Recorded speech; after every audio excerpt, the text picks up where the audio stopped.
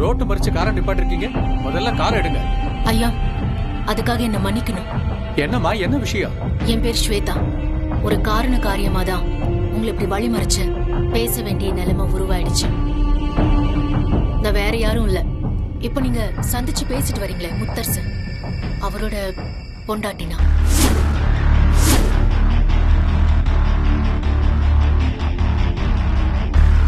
என்னம்மா சொல்றீங்க? இப்பதான் நாங்க அவர் மனைவியை வீட்டுல பார்த்தோமே. அவங்க பேர் கூட வெண்ணிலான்னு சொன்னாங்களே. அவங்க முதல் மனைவி. அதுக்கப்புறம் தான் எனக்கு தாலி கட்டினாரு. நான் இன்னொரு மனைவி. என்னம்மா சொல்றீங்க? அது கூட காலத்தோட கோலத்தால நடந்த அநியாயம். ஏன்னா முத்தரசு மாமாவை முதல்ல கல்யாணம் பண்ணிருக்க வேண்டியதே நான் தான். ஆமாங்க, எங்க 2 பேருக்கும் பிறந்த பையன் கூட இருக்கான். அத ஊர்க்காரங்க முன்னால என் மாமாவே ஒத்துக்கிட்டாரு. ஊர்க்காரங்க எல்லாருக்குமே இந்த விஷயம் எல்லாம் தெரியும். ஆனாலும் இப்ப வரைக்கும் எனக்கான அங்கீகாரத்தை அவர் கொடுக்காம ஏமாத்திக்கிட்டே இருக்காரு. என் விஷயத்துல முத்தரசு மாமா தொடர்ந்து துரோகம் பண்ணிக்கிட்டே இருக்காரு. அதனால ஊருக்குள்ள அவருக்கு மிகப்பெரிய கெட்ட பேர் உருவாயிருக்கு.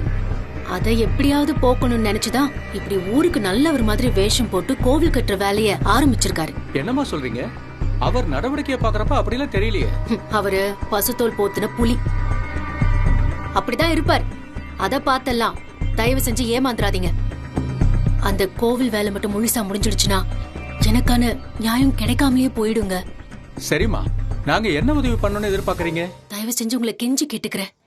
நீங்க இந்த நிமிஷமே இந்த கோவில் கட்டுற வேலையில இருந்து 2 பேருமே விலகிடுங்க.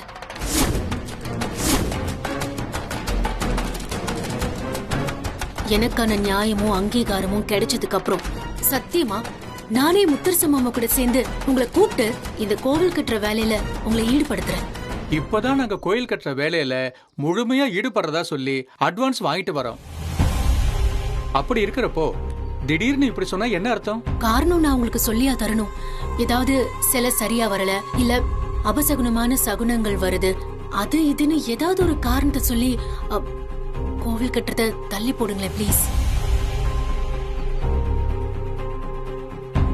இங்க பாருங்கம்மா, நீங்க வேணா இப்படி பேசலாம் நினைக்கலாம்.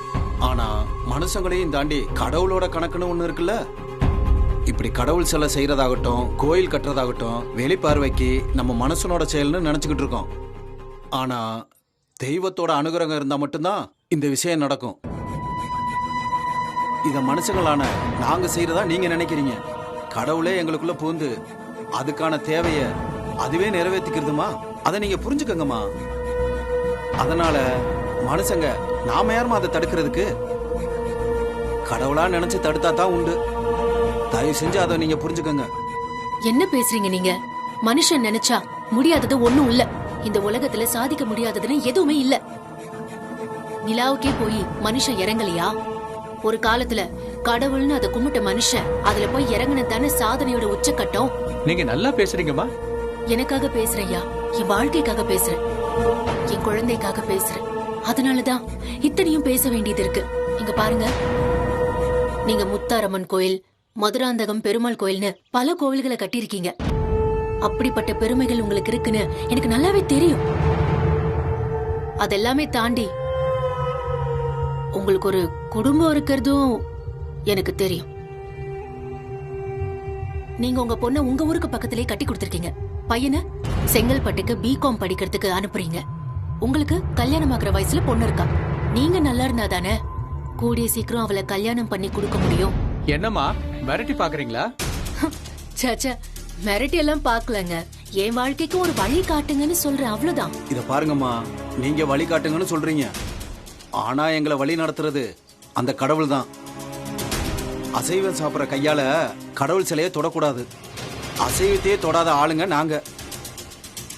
முழுக்க முழுக்க எங்களை சுத்தமா வச்சுக்கிட்டா மட்டும்தான் இந்த தெய்வ பணியில ஈடுபட முடியும். அப்படிப்பட்ட சுத்தமும் ஈடுபாடும் அர்ப்பணிப்பும் எங்களுக்கு நல்லது மட்டுமே தேடி தரும்னு நாங்க நம்புறோம். நீங்க எதை வேணாலும் செஞ்சுக்கங்க, நாங்க கடவுளை நம்புறவங்க. நீங்க என்ன செஞ்சாலும் சரி, இந்த கோவில் பணிய கடவுளா பார்த்து தடுத்தா மட்டும்தான் உண்டு. மனுஷங்க நாம நினைச்சா நிறுத்தவே முடியாதுமா. அப்படி மட்டும் நீங்க செஞ்சிட்டா நீங்க கடவுளை ஜெயிச்சுட்டதா நாங்க நம்புறோம். சரி, இந்த நிமிஷம் நீங்க சொல்ற விஷயத்துக்கு நான் ஒத்துக்கிறேன், நான் கட்டுப்படுறேன். ஆனா ஒரு காலம் நான் உங்களை ரோட்ல வழி மறிச்சு மிரட்டின விஷயம் முத்தரச மாமா காதுக்கு போக கூடாது. நாங்க எதுக்காகமா சொல்றோம்? எங்களுக்கு அவசியமே இல்ல. அது அவர் காதுக்கு போகணும்னு அந்த ஆத்தா நினைச்சா கண்டிப்பா போய் சேரும். இதுல கருவியா செயல்படுறது இல்லைன்னு நாங்க தீர்மானிச்சிட்டோம். அப்போ நீங்க இப்ப சொன்ன மாதிரி கண்டிப்பா வருவோம். மினியேச்சரையும் எடுத்துட்டு வருவோம். வாங்க வாங்க.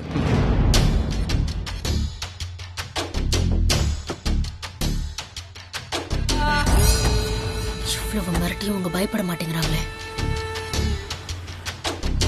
இந்த கோவில் கட்டுறதுக்கு விடவே கூடாது. எப்படியாவது தடுத்து நிறுத்தியே ஆகணும்.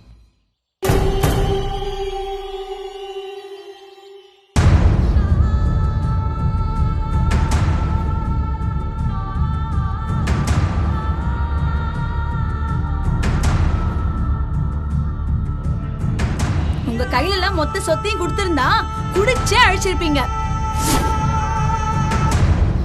மாமாவுக்கு உத்தரவு போடுற அளவுக்குலாம் உங்களுக்கு கொஞ்சம் கூட அருகதையே கிடையாது. மத்தவங்க எல்லாரும் அமைதியா இருக்காங்க. முத்தரச மாமா உங்க அண்ணன் தானே. நீங்க அவர் அப்படி பேசினதுக்கு அப்படியே கொதிச்சு கொதிச்சு வர உங்க பொண்டாட்டி. நீங்க கலை விஷயத்துல ஒரு முடிவு எடுத்தே ஆகணும். கண்ட்ரோல் பண்ணலனா தறி கெட்டு ஆடுவான்னு தான் எனக்கு தோணுது.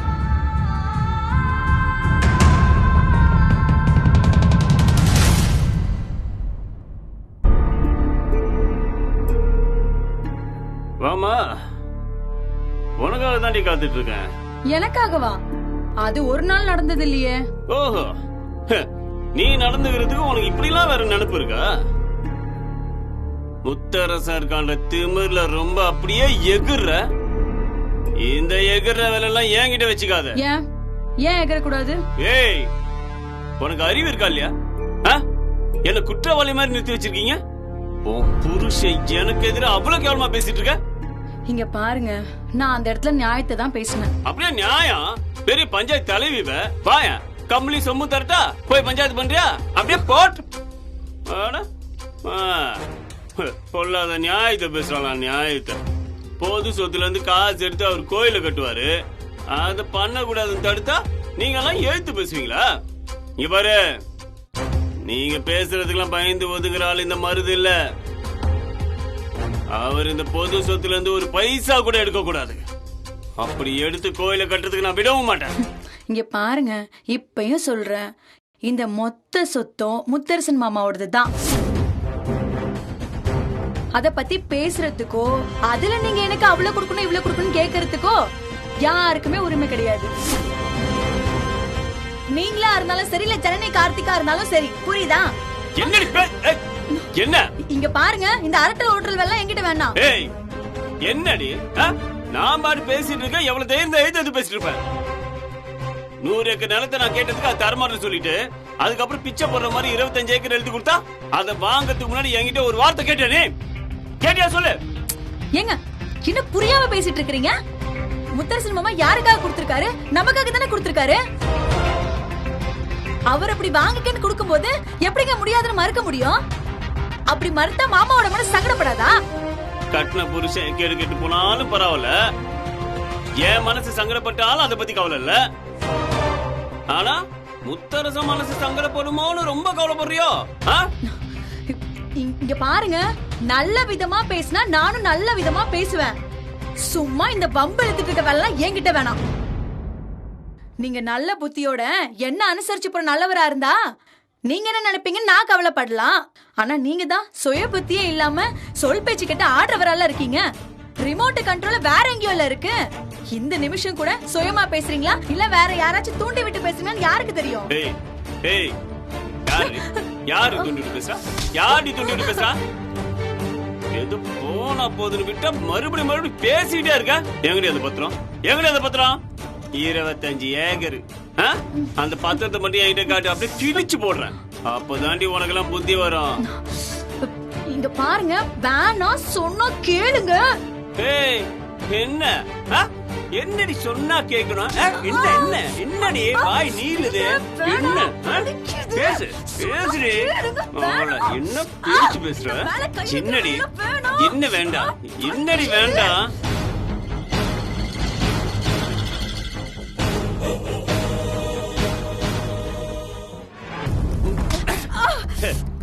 என் பொண்டாட்டி தானே நீ? உன நான் அடிப்பேன் மிதிப்பேன் எல்லாம் வேணா பண்ணுவேன். என்னால யாரும் தடுக்க முடியாது. புரியுதா இல்லையா? புரியுதா? புரியுதா? புரியுதா? புரியுதா? ராஸ்கல் என்னடி நினைச்சிட்டு இருக்க? தூக்கி போட்டு மிதிச்சிருவேன் ராஸ்கல். ஏய் எதுக்கு இப்ப கதவை சாத்துற? அடி வாங்குறது வெளில கேட்க கூடாதுன்னா? சத்தம் கேட்டு முத்தரசு மாமா உள்ள வந்தா தேவையில்லாம உங்க 2 பேருக்குள்ள பிரச்சனை வரும். அதுக்காகத்தான். பயம் இருக்குல்ல? அந்த பயம் இருக்கணும். புரியுதுல? சரி நான் கேட்டேன் அந்த பத்திரம் போய் எடுத்துரு. போ. வேண்டாங்க, தேவையில்லாம பிரச்சனை பண்ணிட்டு இருக்காதீங்க. ஏய் என்னடி என்ன திமிரா? என்கிட்ட கையில் அடி பேசுறானே பேசுவானே. இத பாருங்க, வேண்டாம் சொன்னா ஒரு தடவை கேளுங்க. இந்த அடிக்கிறவங்க எல்லாம் என்கிட்ட வச்சுக்காதீங்க. அப்படிதான் அடிப்பேன், அப்படிதான் அடிப்பேன், அப்படிதான் அடிப்பேன். ஆம்பளடி நான் என்ன எழுதி பேச உன்னை விட்டு நினைச்சியா? உன்னை கையை விடு. ஏய்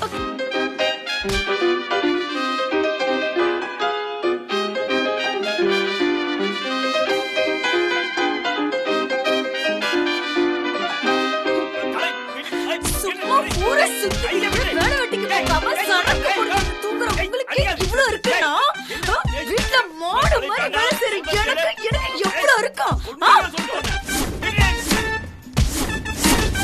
என்னடி கண்ண புரிசியா போட்டு அடிக்கிற? இதெல்லாம் உனக்கு நல்லா இருக்கா? பொறுத்து பாத்து அடங்காம ஆட்டதுனால கதவை தாப்பா போட்டு அடிக்கிறேன். பொண்டாட்டிங்கிறவன் அவதாரம் எடுத்தான்னா அப்புறம் தெரியும்.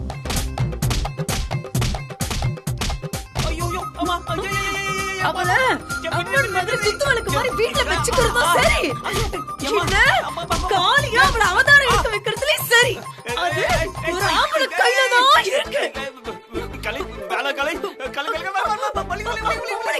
உங்களுக்கு அவ்வளவு இலக்காரமா போச்சுல்ல?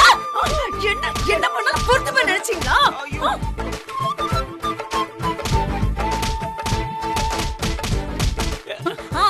அந்த கவலை என்ன அடிக்கும் போது இருந்துச்சு உங்களுக்கு? நான் எத்தனை நாள் உடம்பு சரியில்லாம படுத்திருப்பேன். நடப்புணமா இருந்தப்ப கூட டார்ச்சர் பண்றதுலயே குறியா இருந்தீங்களா? என்னைக்காச்சும் ஏதாச்சும் எனக்கு உதவி பண்ணிருப்பீங்களா? நான் அப்படி இருக்கும் போது என்ன ஆச்சு? இவ பொழைப்பாளா? ஏதாச்சும் ஒரு தடவை நினைச்சு பாத்திருப்பீங்களா?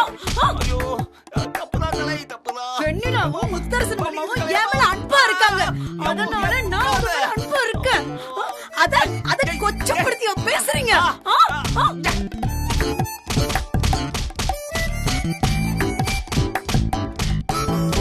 அம்மா ஐயோ அடிக்காதே.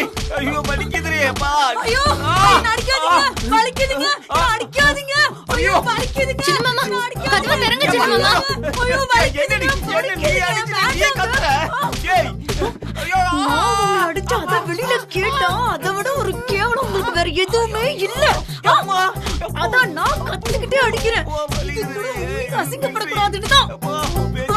ஐயோ வேணாங்க, ரொம்ப வலிக்குதுங்க. அண்ணா அன்னைக்கு ஏதாவது ஆச்சு? ஐயோ மருந்து மாமா கதவு திறங்க.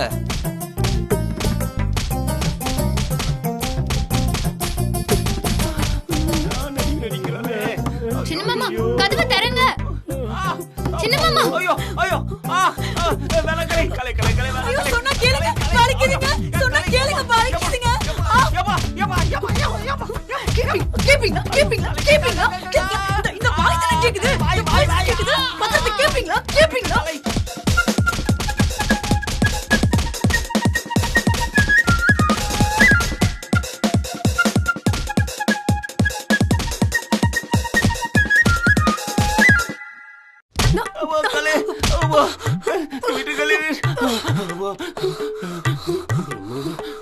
கலை நீ என்ன சொல்லலாம் கேக்குற கலை. ஐயோ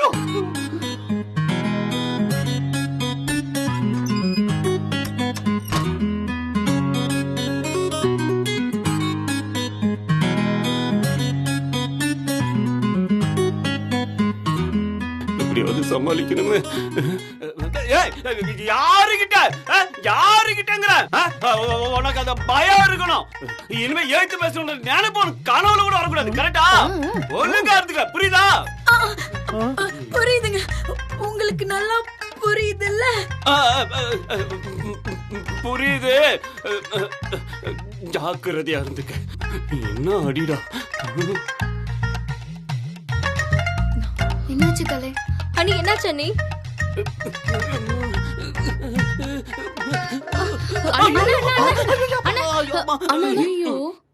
என்னென்ன ரொம்ப வலிக்குதா?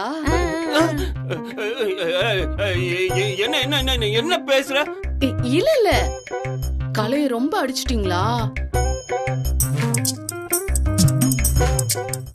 உங்களுக்கு கையெல்லாம் வலிக்குதா?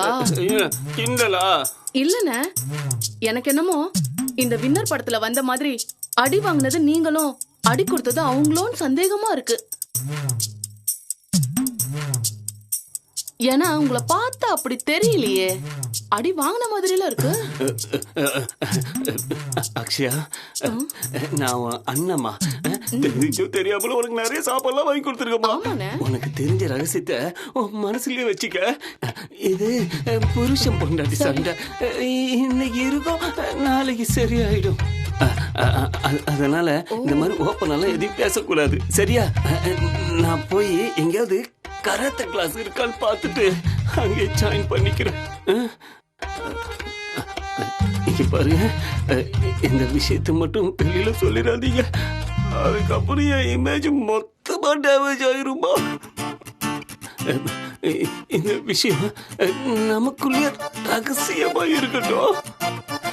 சங்கீதா, நீயும் தான். சரிண்ணே. பாருங்க, குறிப்பா இந்த விஷயம் ஸ்வேதாக்கு மட்டும் சொல்லிடாதீங்க. சரிண்ணே, சொல்ல மாட்டேனே. சங்கீதா, இப்ப கூட லைட்டா பசிக்குது. ஆமா, ரொம்ப பசிக்குது. தரேன். ஐயோ, இந்தாங்க வச்சுக்கோங்க, நல்லா சாப்பிடுங்க. அது லைட்டா டேமேஜ் ஆயிடுச்சு, நான் போயிட்டு வரேன். ஆமாண்ணே, நல்லா கராத்தே கிளாஸா பார்த்து ஜாயின் பண்ணுங்க. தற்காப்பு கலையை கத்து வச்சுக்கிறது இந்த காலத்துல ரொம்ப ரொம்ப முக்கியம்ண்ணே. சரி, நீங்க போங்க, பார்த்து பொறுமையா போங்க. அம்மா, இப்ப நம்ம என்ன சாப்பிடலாம்? நமக்கு பிடிச்சத ஆர்டர் பண்ணலாமா? எல்லாம் சாப்பிடலாம். என்ன கலை, சின்ன மாமா இப்படி போட்டு அடிச்சிருக்காரு. உன் சத்தத்தை கேட்டு எனக்கு அடிவயிறே கலங்கிருச்சு. ரொம்ப அடிச்சுட்டாரா? ஐஸ் எடுத்துட்டு வரட்டுமா, இல்ல வெந்நீர் எடுத்துட்டு வந்து ஒத்தரம் கொடுக்கட்டுமா? நீ ஆளை மாத்தி கேக்குற. என்ன சொல்ற? என்ன கலை இப்படி பேசிட்டு இருக்க? இங்க பாரு, என்ன பிரச்சனையா இருந்தாலும் எங்களை கூப்பிட்டுருக்க வேண்டியதானே. மாட்டு அடிக்கிற மாதிரி அடிச்சு போட்டிருக்காரு. ஐயோ வெண்ணிலா, புரியாம பேசிட்டு இருக்க. நான் தான் அவருக்காக மூடியெல்லாம் இப்படி கலைச்சிட்டு வந்து நிக்கிறேன்.